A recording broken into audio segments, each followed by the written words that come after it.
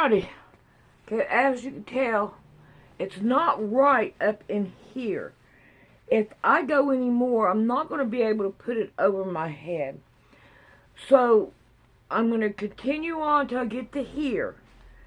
And then I'm going to start and try to figure this out. I got to take this apart, lower my neckline. I don't know, this right here is not turning out at all the way I want it to. And all. But we're going to work on this right here and see what we can do about fixing it.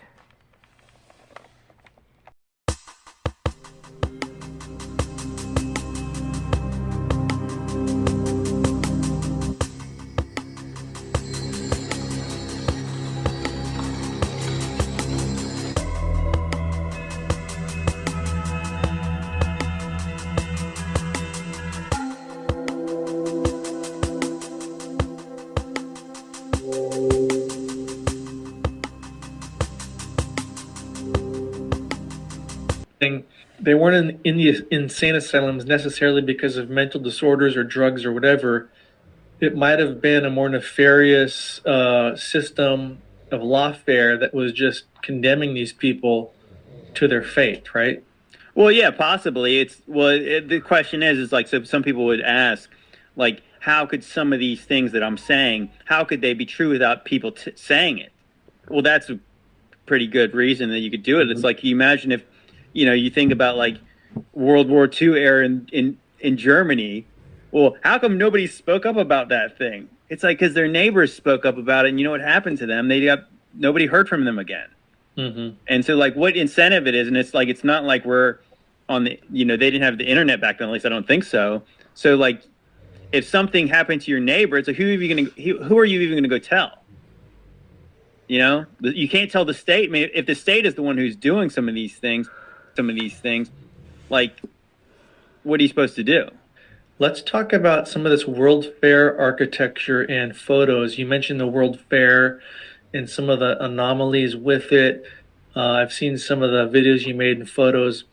What's going on with these old World Fairs? I think that's some of the pictures. I think they're explained as like these things were just pop-up events, like almost in the similar way that, okay, so if Chicago, like big cities like Chicago, Philadelphia, St. Louis, San Francisco, they'll have these things called world fairs or international fairs, or even some of them are like centennial celebrations of like America and all this kind of stuff. And we're told it was kind of like the Olympics, where they would get these fairs to these certain cities, and they would build all this infrastructure for people to come for like a year, like, through most of the year, and they'd come visit these places. Like literally a place like Chicago, they said there was like millions of visitors, millions.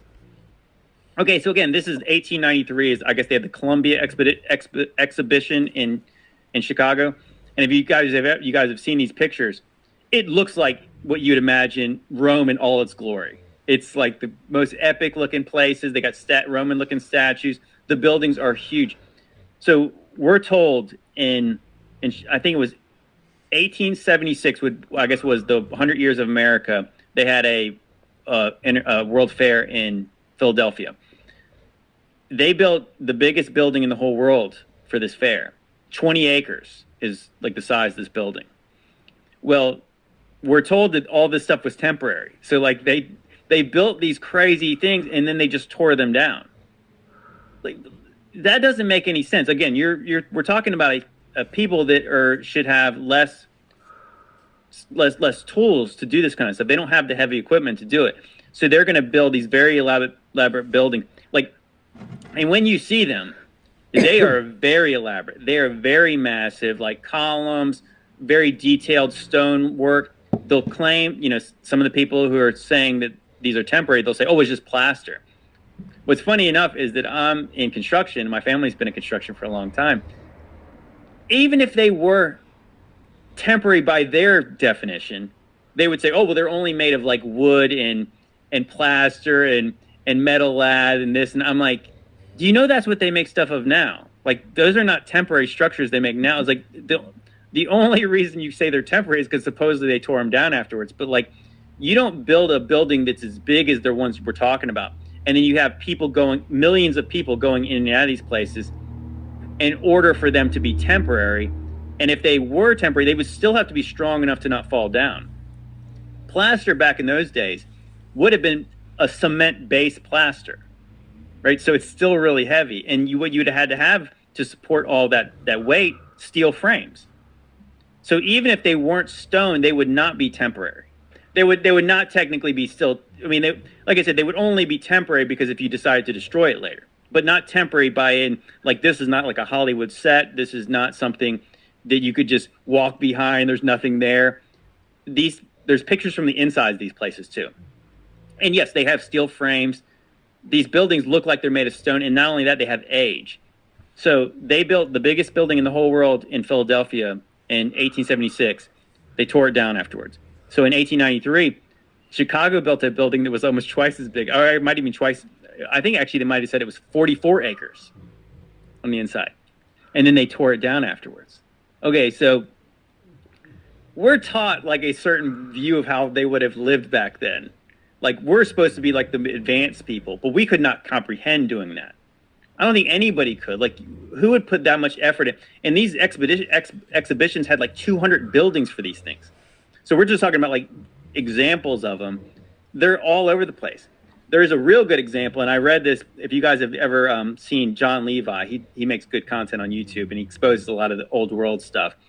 He did a good video about San Francisco, and so they had a midwinter fair there, and I think it was might be 1894.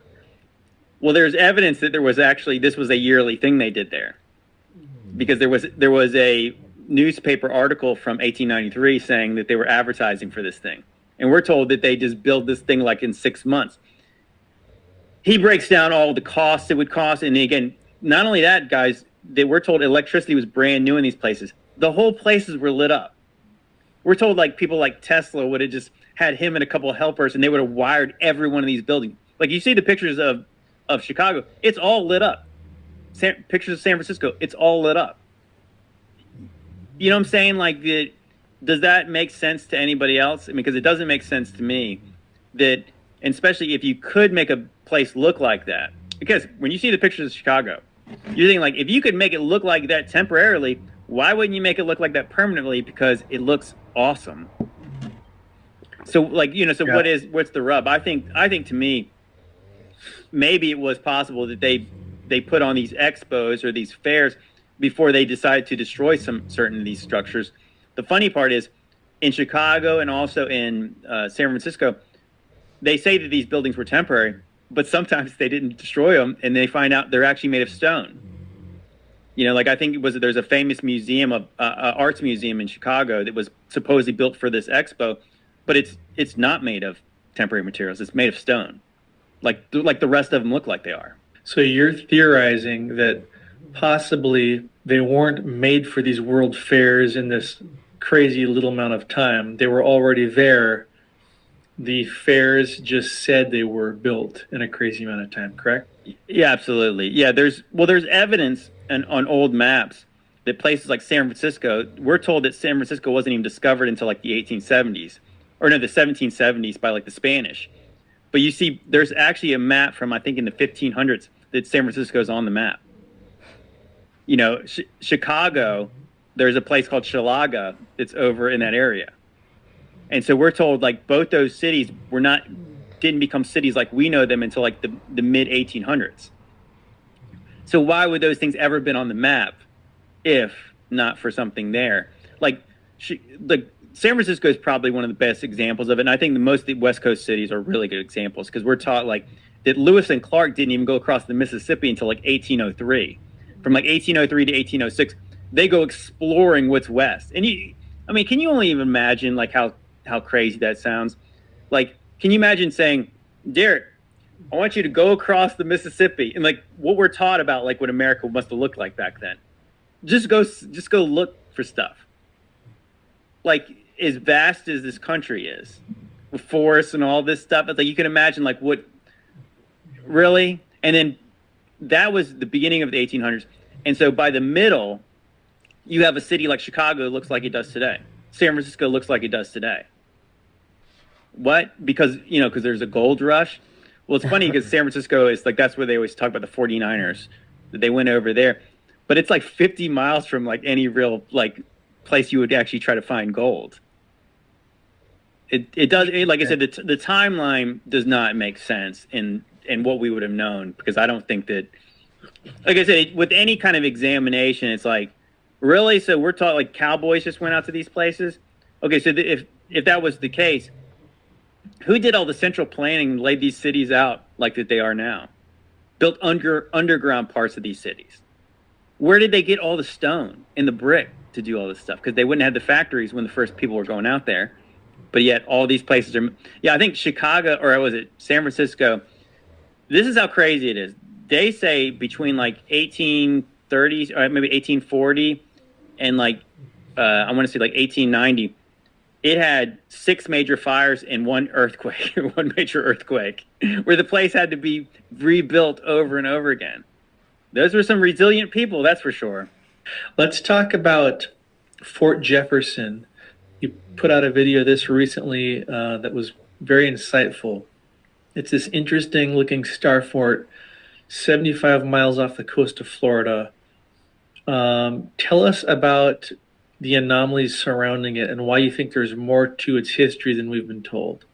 Here's the conventional story of it. I think there was something called, after the War of 1812, they had these I think the first and second and third systems to like protect the country. So they were saying like there was issues with the British attacking the coast during those times. So they were making certain types of fortifications.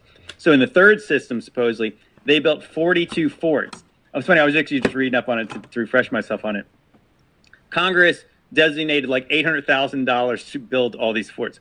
42 forts, okay. Now here's the crazy part, is when you actually look into these places, Fort Jefferson is the one that I remember talking to my dad. My dad was always real skeptical of any of the conspiracies I talked about with him. But when I told him about this one, it was really like I could just see the gears turn in his mind. Okay, so here's some of the facts about this place. It's, about 70-ish miles off the coast. I think it might be 70 miles from Key West. So it's on the Gulf side of Florida. And it's on this place called, I guess it's called Dry Tortugas. It's these little islands. What it really looks like is like little sandbars. It doesn't look like there's a whole lot there. And like this fort is over there. And you said it's a star fort. It's built like where it encompasses like this whole island. It's almost like the edges of the fort are literally at the edge of the water. And there's 16 million bricks in this place. Wow. 16 million. And that makes it the largest masonry brick structure in the whole Western Hemisphere. What we're told is that this was built, they built some lighthouse in I think the 1820s, but in 1846 they started building this fort, and it took them around, they say it took 30 years to construct. Okay, so you could imagine this again, like this is times where like you think wooden ships, think Pirates of the Caribbean, like if that's your picture in your mind, they're taking pallets and pallets of bricks. And back then, I don't even believe they had like full capacity to have factories that made bricks. I think they still had to make them mostly by hand. There's 16 million bricks, and here's the interesting part about this island: there's no fresh water there. It seems like, to me, this is me, a skeptical person. It seems like an odd place because if you were trying to make a fortification that would have any kind of help for the British, you might want to put it like maybe on the other, closer to the coast.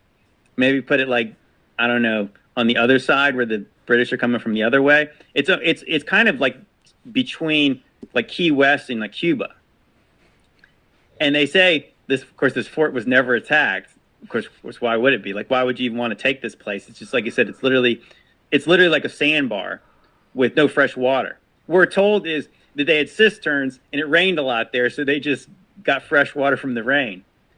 Well, that seems very difficult to build stuff like that, masonry, with no fresh water. Like, can you imagine like doing masonry? Don't you have to wash stuff off? They go down to the ocean to wash off their tools all the time? It's preposterous. I mean, that's all I can say. When you actually think about this, like, how much time and effort would go into this. Again, it wasn't the biggest masonry structure in the Western Hemisphere then. It still is. So we're taught is that they took them about 30 years to build this. Like toward the end of it, like during the Civil War, they decided to turn it into a prison, even though it supposedly wasn't done. And then shortly after, actually before it was completed, the United States Army abandoned it. Like I think they said they started building it in 1846. It was abandoned by the Army in 1874. Wow. And so basically what we're taught it was used for, it was really never used for that. Supposedly it was like maybe there was a harbor there. Well, not a harbor, but they would be a place where the ships would get, I don't know, they get supplies there, even though I don't know why you'd get supplies there since they couldn't make anything there. Like literally the place is, I think it encompasses 26 acres. It makes no logical sense. I don't think so. 26 acres. You're saying it took 30 years to build? We're taught that it took 30 years to build, but they also but once it was completed, they didn't really ever use it for the things they said they were going to use it for. Yeah, to me, that's the biggest alarm that goes off in my head is, in back in the day, it would have cost a huge amount to build this. 30 years later, they're going to abandon it because it's, it doesn't have much purpose. because it makes no sense to have this place out on a sandbar, like I said, with no fresh water. It really, and here's another ridiculous thing they say. They say that they use slave labor to build it, slave labor and prisoners to build this thing. But then when you actually look at the detail of the brickwork, these guys were obviously master masons. There's arches everywhere. Not only that, but the brick style. I guess there's three different types of brick. Basically techniques how you build brick. They use obviously the hardest one, and it's perfect. Like these structures like this are perfect. It makes sense to me that this is a cover story. This place was already there because it. Some people have said, and I'm not necessarily married to any one of these theories, but some people have said, what if where it's at, it's on some sandbar, what if, it's interesting that what they call it, the Bimini Road, is underwater around Florida. Some people say that's some kind of evidence of Atlantis. I don't really buy that, but it's interesting that there's something that looks like a man-made structure under the water. What if that place was not so far off the coast back in those days? Because it really makes no sense to put that where it's at if geographically the things are still the same. I think there's something amiss. What is it? I'm not sure. The structure is clearly not of the megalithic, flavor, but it is a massive undertaking with, like you said, detailed arches, elaborate arches. But so you're saying it might be older than when they're telling us it was built. How much older do you think it might be? Are we talking like a couple 100 years, 1,000 years? Any ideas on that? That's a great question. It's just older. I mean, I guess we don't know. That's what I'm saying. I guess I don't know.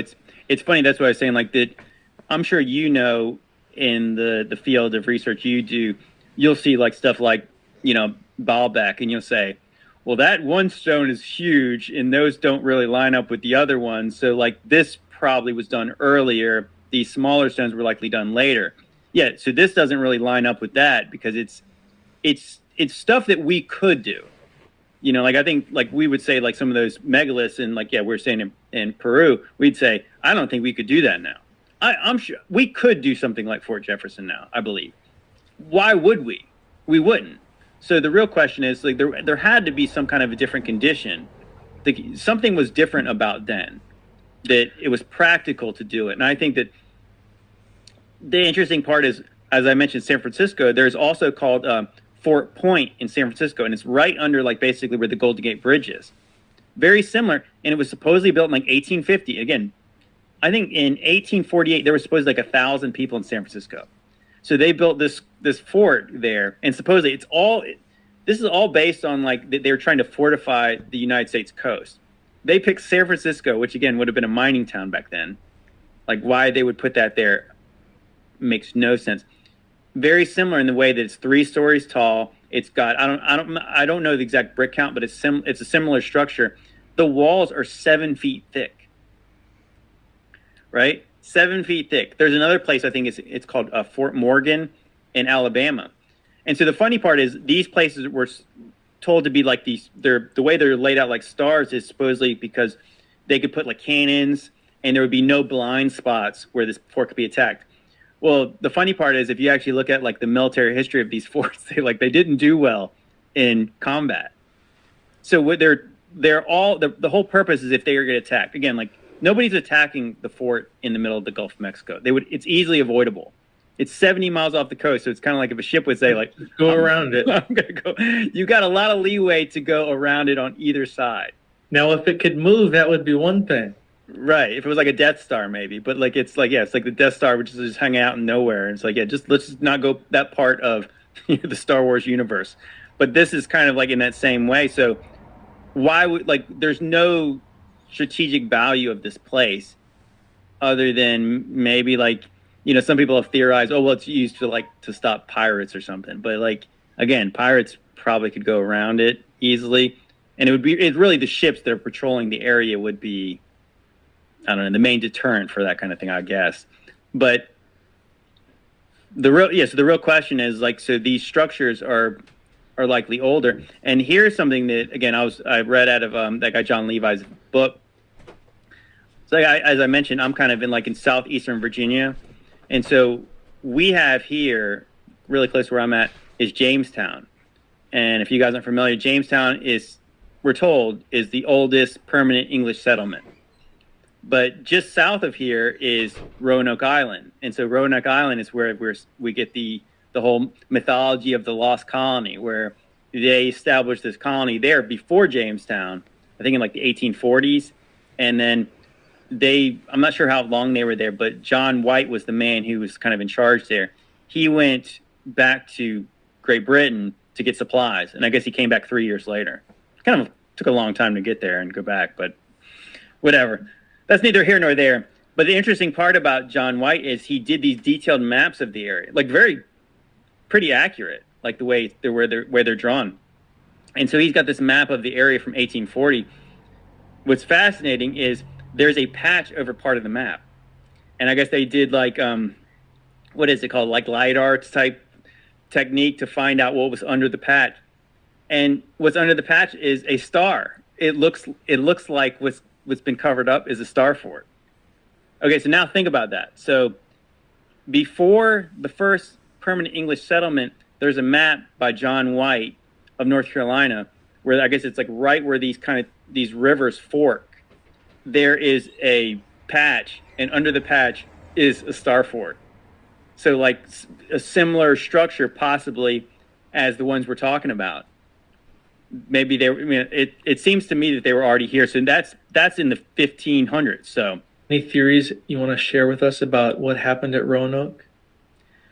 Well, I mean, before I started to go down this path, I started to think, what if it, the Native Americans always talk about giants and stuff. And I thought, well, what if the lost colony was eaten by cannibalistic giants? I guess that's possible, but I'm starting to wonder how much of the stuff we've been taught about this, if any of it's true. Because again, if there was this advanced civilization that was possibly already here, what were we told about the things that were what are they correct about, the things they're telling us? Because it's funny, even when I was going to school, in grade school and stuff, everyone talked about Columbus being the first person to discover America, but there was always people saying, yeah, but the Vikings got here before he did. So even back in those days, it would almost be like the teacher would kind of say, a lot of people think the Vikings were here first. Now it's widely accepted that's true. Okay, so why were they ever pushing this false history? Because there was probably lots of information that was not true. So if they lied about that, I believe they lied about the whole idea of why was America named America. Amerigana Vespucci, literally they named it after some guy's first name, not even the first guy to come here. And again, you don't really discover a place that already exists. There's people everywhere, right? I think that I remember hearing Tim Alberino back in the day, and he discussed the idea that no, America was named after Amaru Ka, the plumed serpent. He was what they called him in what we now call South America. He was their god, and of course he was their in Quetzalcoatl in North America. I think there's a lot of things about what we've been taught about this place just are not so. Like, now I'm trying to peel back the layers, like how much could we have been lied to about that? But I mean, again, you didn't discover a place that has massive pyramids and people that actually have a civilization there. It's like, it's not, like what we're talking, and then we're supposed to believe that Columbus thought this was India, and then he started calling everyone Indians, and then so one day, I guess they figured out it was not India, but they still called them Indians after that. You know what I mean? Like, there's one of those kind of things where you're like, we were taught a lot of dumb things, like Benjamin Franklin discovered electricity by flying a kite with a key on it. Isaac Newton discovered gravity by getting hit on the head with an apple. Like, it's almost like, wow, they taught us as kids, like, mythologies, basically, that probably aren't true, in order to craft this narrative about you have this progression between colonization, and then we improved, and eventually you get to the Industrial Revolution, and then you have like the robber barons in this country, and they're credited with building everything. Like the Freemasons are credited with building all these places, but it's like, you ever seen a Freemasonry lodge now? A recent one? They don't look like anything impressive. They don't look like they have much masonry skills. It's funny you say that. Where I live, about 45 minutes out of Seattle, in a smaller town, it's growing because everyone's leaving the cities and coming out to the country. So it's good and bad. But the little masonry lodge where the Masons meet is probably the worst, ugliest building in the whole town. And in the other towns around it, it's the same thing. It's almost like this little windowless building. It's crazy. I was in Europe over the summer on our Mysteries of England tour to see Stonehenge and the ancient sites. But still, even touring through London, and we went to Paris, you see what looks like old world architecture, right? Some massive buildings. There was a cathedral in Salisbury. There was a cathedral in Salisbury, England. It's a really cool town. It's not the biggest town. And I don't think this is even the biggest cathedral. Now, I'm there to see megaliths. So, like, I didn't think I was going to be blown away by a cathedral. When I saw this thing, I was dumbstruck at the scale. I was dumbstruck at the scale. This thing was so massive. And I guess it is the largest spire in England. This thing was so massive, I was stopped in my tracks. And again, it brought me to these thoughts of this old world architecture that might not be as, megalithic, but how in the world are we not building anything like this that inspires? And in fact, in that cathedral, there was a quote that I took a picture of, and it said something about this cathedral was constructed to make even the worst of pagans want to worship. Or oh, really? Like that. The point is, it was meant to inspire and just dumbstruck you. You walk around, especially out here on the West Coast. Over there on the East Coast, you guys still have some cool stuff in Virginia and South Carolina. Over here, we have nothing like that. We have nothing that's old and even compares to what you've got on the East Coast. And it's crazy. You go see these buildings that were built in the 60s and the 70s, and it's like it was built to do the reverse, to depress you, right? Yes. Yeah, actually, I saw years ago, before I woke up, I saw a very interesting video about architecture, and it was basically just saying, like what you described, is that when you see certain types of buildings, there's something about them. I mean, it's funny, like even like the feeling we get, and I don't know if this will sound kind of new agey, but it's like, like they talk about like the acoustics and the vibrations and the frequencies of these places, and you feel a certain way. Obviously a visual thing too. Isn't funny when you see like the dystopian futures, a lot of times you see like these blocks and just like stains and stuff. Well, that's what they built after World War I or after World War II. After they kind of rebuilt lots of these places, they built this style called brutalism. where it literally is like it oppresses like the human spirit. And then you see a place like, again, you're going through like a place in England, or maybe like something like a city like Paris, and there's something about it like saying, wow, we're capable of so much more than we are. And then you see these state buildings, almost like what you imagine be like East Berlin back before the wall fell down, of like, this is supposed to make me feel bad. It's supposed to make me feel oppressed. And it does. And it's like that when you see like nice architecture, people want to restore those places and they want to make them nice. Like people gentrify certain parts, old buildings, because they have nice style to them. They have these features that they don't build them like they used to. And then you have things that were built like in the 60s. There's water stains. They look like garbage. And then people treat other people like garbage in these places. Everybody lives in these apartment buildings, these blocks, and it just looks ugly. And again, people's behavior is ugly in those places, versus a place that looks class,